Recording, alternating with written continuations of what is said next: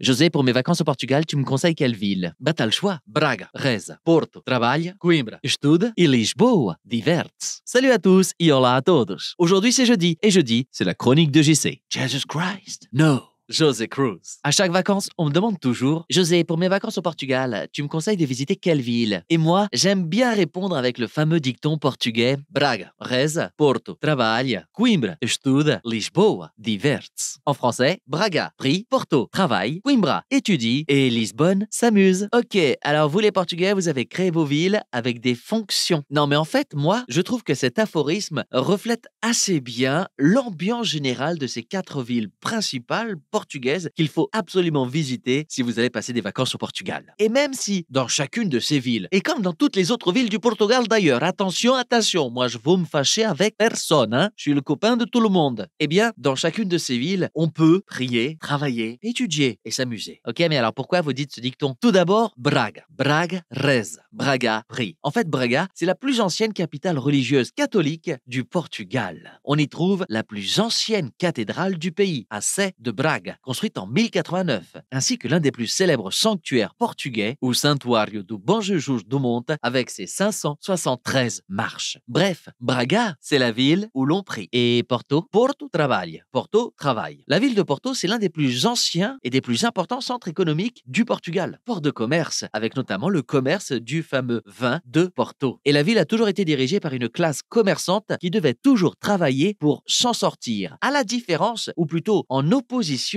à la classe de la noblesse, qui, comme dirait Beaumarchais dans Le mariage de Figaro, s'est juste donné la peine de naître. Et d'ailleurs, le palais le plus célèbre de Porto, ce n'est pas un palais de nobles, non, c'est le palais de la bourse. Bref, Porto, c'est la ville où l'on travaille. Coimbra, Coimbra estuda. Coimbra étudie. Coimbra, c'est la ville de la plus ancienne université du Portugal, créée en 1290. Elle est également une des plus anciennes d'Europe. Et aujourd'hui encore, Coimbra, c'est 145 000 habitants, dont 25 000 étudiants. Bref, Coimbra, c'est la ville où l'on étudie. Lisbonne. Lisboa diverte. Lisbonne s'amuse. Lisbonne est la capitale du Portugal depuis 1255 avec l'installation du roi Afonso III et de sa cour. Et du coup, avec la centralisation du pays et les richesses qui arrivaient bientôt des 4 coins du monde grâce aux conquêtes et aux découvertes maritimes, Lisbonne est devenue l'une des villes les plus riches et les plus importantes d'Europe. Et donc forcément, elle attirait les nobles, mais aussi des bourgeois qui quittaient leurs terres de province pour venir s'installer au plus près du roi, au plus près du pouvoir économique,